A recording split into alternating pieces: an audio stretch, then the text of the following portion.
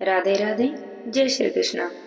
आज इस वीडियो में हम सुनेंगे सोमवार पर दोष व्रत की कथा। बोले शंकर भगवान की जय हो। बहुत समय पहले की बात है। विदर्भ देश में सत्यरथ नाम से प्रसिद्ध एक राजा थे, जो सभी धर्मों में तत्पर, धीर, सुशील और सत्य प्रतिज्ञ थे। धर्म पूर्वक पृथ्वी का पालन करते हुए उनका बहुत सा समय सुख से बीत गया। उसके बाद शाक देश के राजा ने विदर्भ नगर पर आक्रमण करके उसे चारों ओर से घेर लिया। अपनी पूरी सेना को शत्रुओं से घिरी हुई देखकर विदर्भ राजा विशाल सेना लेकर युद्ध के लिए आगे आए। बलोन्मत्त शाल्वीय देश क्षत्रियों के साथ राजा का बड़ा ही भयंकर युद्ध हुआ। शाल्वों की बहुत बड़ी सेना मारी गई, परंतु अंत में विदर्भ राज भी उनके हाथों से मारे गए। मंत्रियों सहित उस महारथी राजा के मारे जाने पर मरने से बचे हुए सैनिक वहां से भाग गए।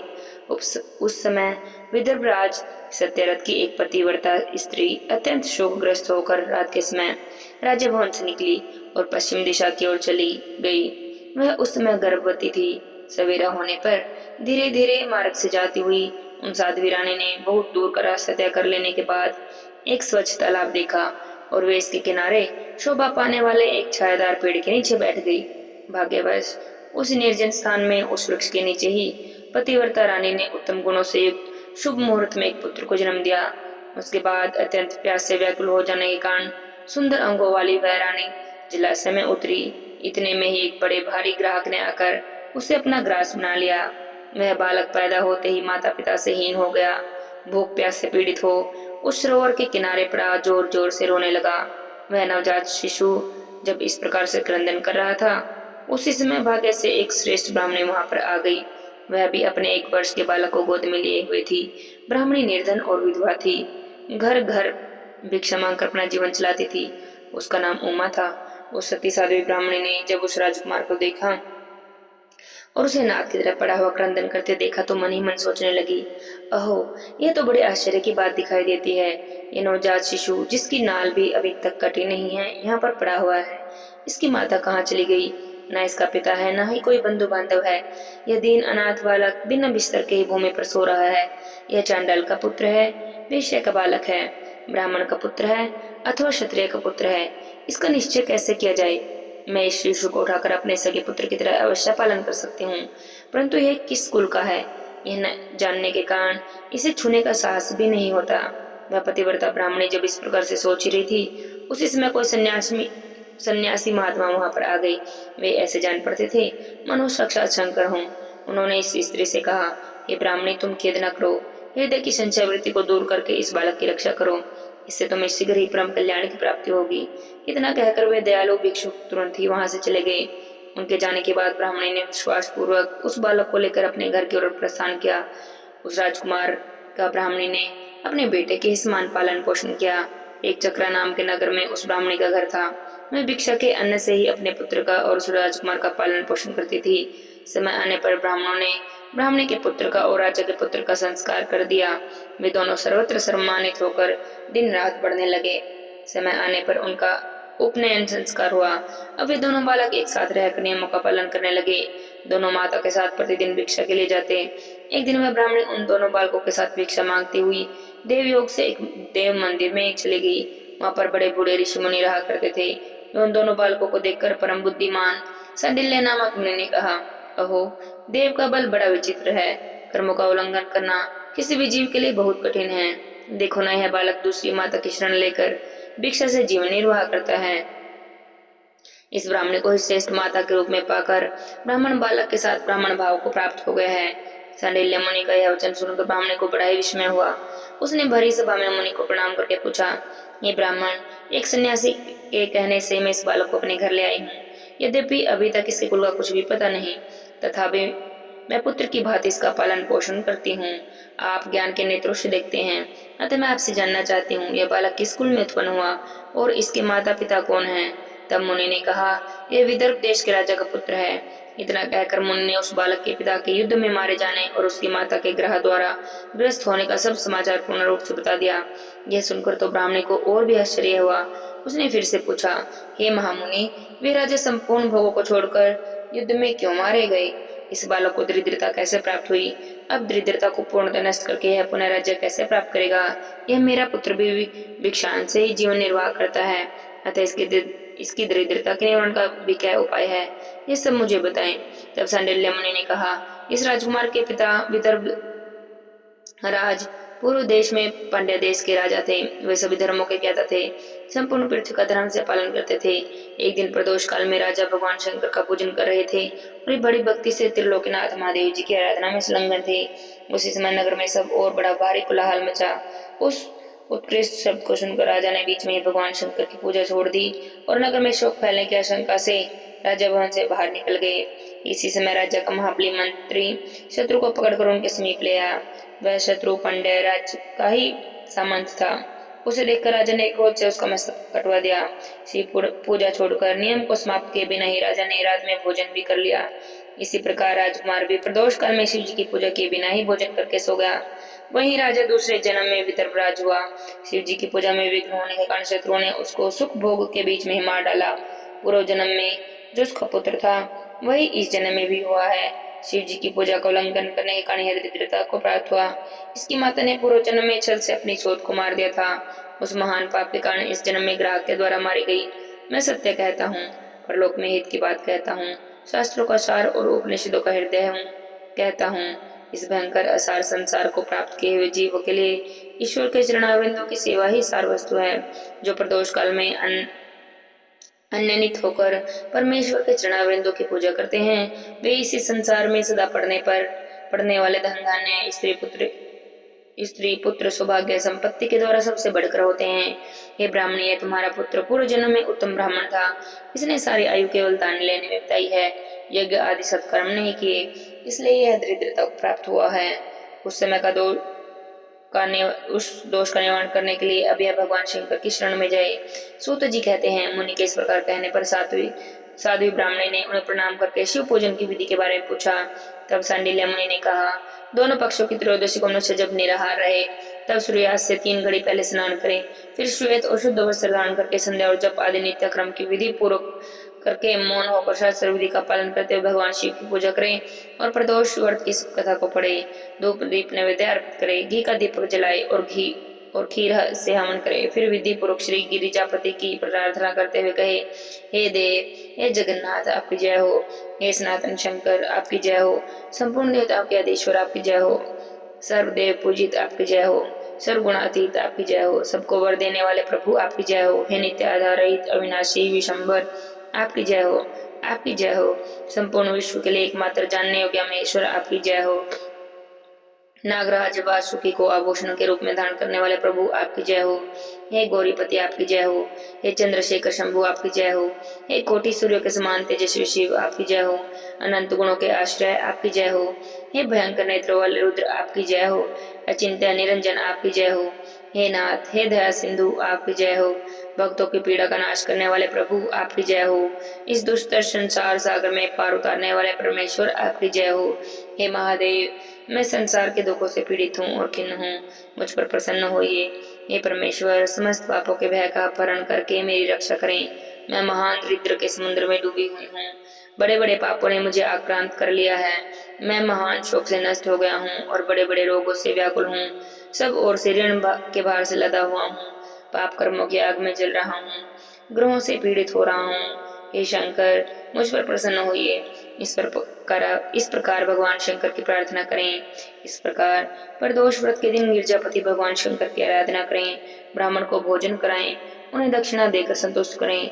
इस प्रकार मैंने सब पापों का नाश और सब प्रकार की दरिद्रता का निवारण और समस्त मनवांछित वस्तुओं का दान करने वाले शिव पूजा का वर्णन किया है।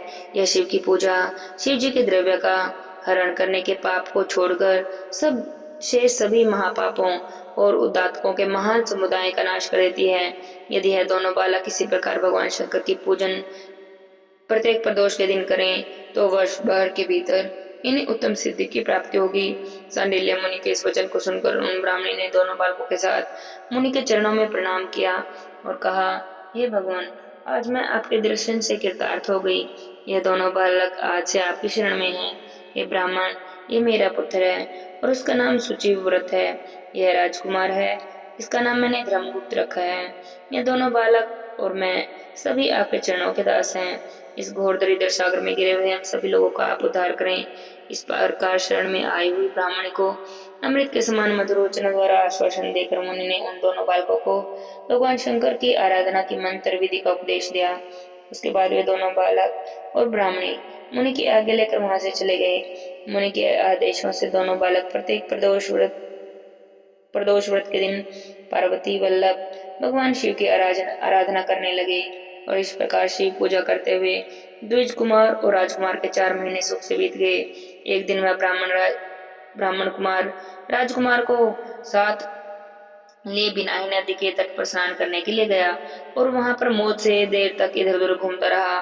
वहां झरने के जल के आघात से खाई की भूमि कट जाने से उसमें कड़ा हुआ एक बड़ा भारी खजाने का कलश चमक रहा था, जिस पर ब्राह्मण कुमार की दृष्टि पड़ गई। उसे देखकर वह हर्ष और कौतूहल में भरकर उसके समीप गया। उसे देवता के प्रसाद से प्राप्त हुआ मानकर सिर पर लेकर घर की ओर चला। घर के भीतर उस घड़े को रखकर माता से कहा, माँ, यह भगवान शंकर का प्रसाद तो देखो। उन्होंने दया करके घड़े के रूप में यह खजाना दिखा दिया। तब उसको खजाने को देखकर ब्राह्मणी बहुत प्रसन्न हुई और राजकुमार को बुलाकर कहने लगी, इस खजाने के घड़े को तुम दोनों आपस में बराबर बराबर बांट लो। माता की बातों को सुनकर ब्राह्मण के पुत्र को तो बहुत प्रसन्नता हुई, पर राजपुत्र ने कहा, माँ, यह तुम्हारे ही पुत्र के पुण्य से प्राप्त हुआ है, अतः मैं इस खजाने को बांट कर लेना नहीं चाहता हूँ। अपने पुण्य से प्राप्त हुए खजाने का यह स्वयं ही उपभोग करे, वे ही भगवान शंकर मुझ पर भी कृपा करेंगे। इस प्रकार प्रसन्नता पूर्वक भगवान शंकर की पूजा करते हुए उन दोनों कुमारों का उसी घर में 1 वर्ष व्यतीत हो गया। एक दिन राजकुमार ब्राह्मण कुमार के साथ वसंत ऋतु में वन में भ्रमण करने के लिए गया। कुछ दूर जाने पर उन्होंने सैकड़ों गंधर्व कन्याओं को परस्पर क्रीड़ा करते हुए देखा। उन्हें देखकर ब्राह्मण कुमार ने दूर से राजकुमार से कहा, यहाँ से आगे जाना उचित नहीं, क्योंकि उधर स्त्रियां विहार कर रही हैं। स्वच्छ अंतःकरण वाले विद्वान पुरुष स्त्रियों के सामाप्य का त्याग कर देते हैं। यह रमणी छल करने वाली है और वाणी के द्वारा अनुनय विनय करने में कुशल है। यह पुरुषों को अपनी दृष्टि मात्र से मोहित कर लेती हैं, इसलिए धर्म में तत्पर ब्रह्मचारी कभी स्त्रियों के समीप जाकर उनके साथ वार्तालाप नहीं करते। ऐसा कहकर ब्राह्मण कुमार तो वहीं से लौट गया और दूर जाकर खड़ा हो गया, किंतु राजकुमार अकेला ही निर्भय और स्त्रियों के उस क्रीड़ा स्थली की ओर चला गया। उस गंधर्व कन्याओं में से एक ने राजकुमार को आते देखा तो मन ही मन कुछ विचार किया और अपनी सखियों से कहने लगी, यहाँ से थोड़ी ही दूर पर एक उत्तम वन है, जहाँ पर अनेकों प्रकार के वृक्ष हैं और फूल खिले हुए हैं। वहां जाकर तुम सभी लोग फूल तोड़ो, तब तक मैं यहीं पर बैठी हूँ। तुम फूलों का संग्रह करके पुनः यहीं पर आना।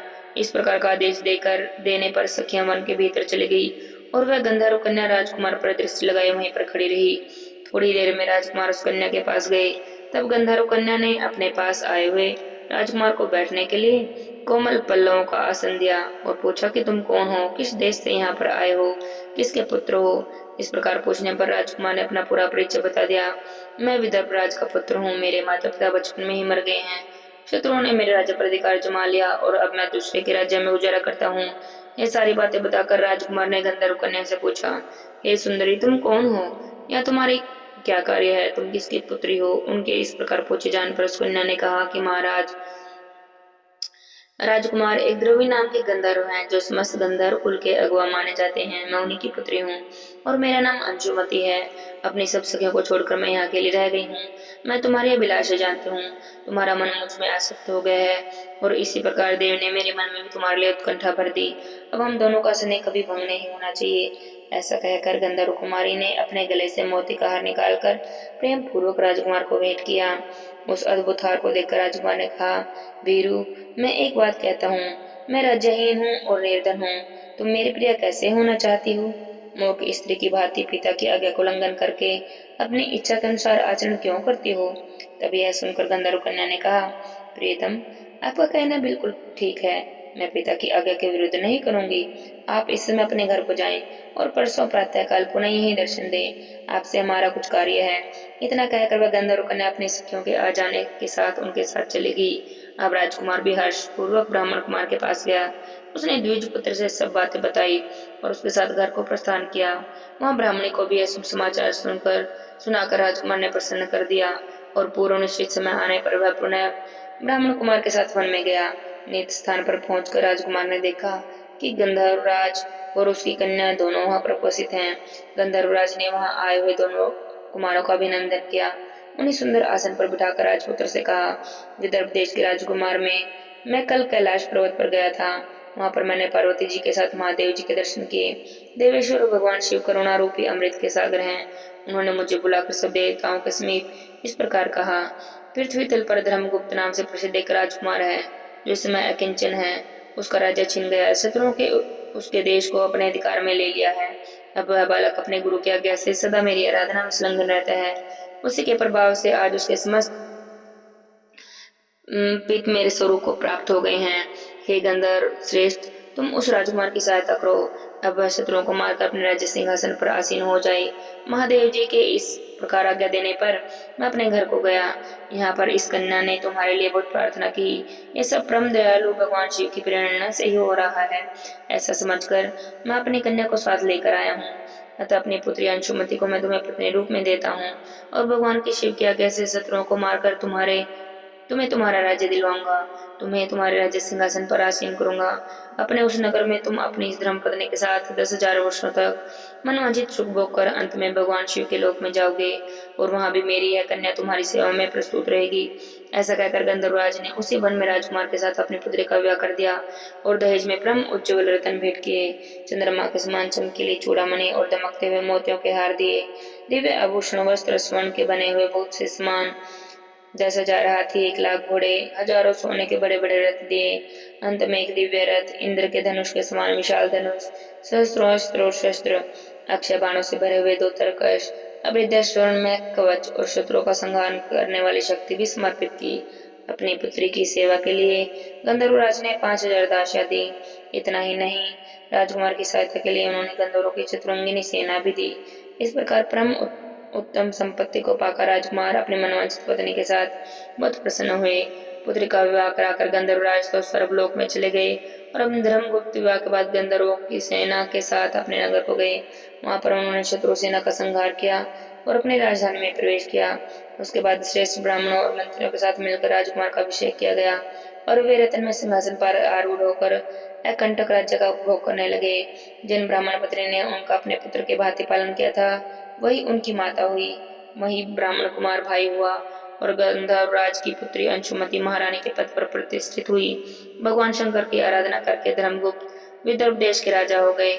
इसी प्रकार दूसरे लोग भी प्रदोष व्रत के दिन गिरजापति की आराधना करके मनवांछित कामना को प्राप्त कर लेते हैं, और देहावसान होने पर परम गति को प्राप्त होते हैं।